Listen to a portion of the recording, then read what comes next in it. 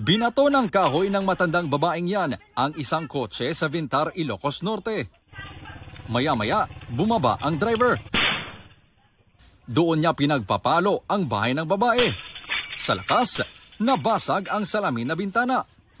Nangyari raw ito noong Setyembre at ipinablatter ng lola ang insidente. Depensa ng babae, nagawa niya umano ito dahil muntik mabundol ang kanyang mga alagang aso dahil sa tuloy ng kotse.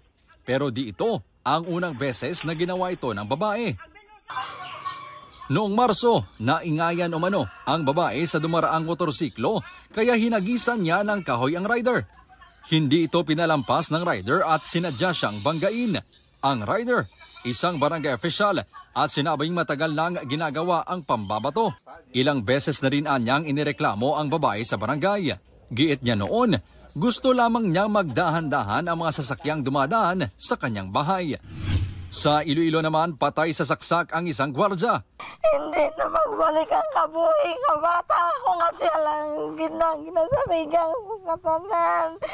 Ayon sa pulisya, nakatayo ang biktima ng lapitan at saksakin ng katrabahong sospek. During the altercation po, kayo maawat po ng mga co-workers nila. Pero ito pong suspect natin, medyo may kalakihan po ng katawan. Nahirapan po siya i-awatin at kaya nga po, natuluyan na po nasaksak itong mga biktima natin. Sumuko na ang sospek at kasama umano nito.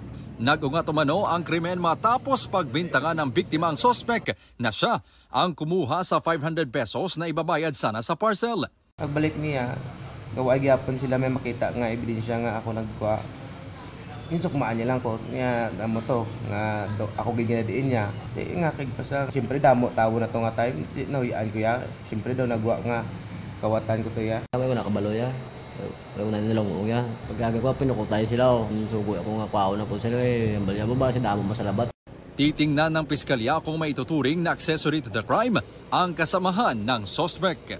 Para sa GMA Integrated News, ako si Kim Salinas ng GMA Regional TV, ang inyong saksi. Mga kapuso, maging una sa saksi. Mag-subscribe sa GMA Integrated News sa YouTube para sa iba't ibang balita.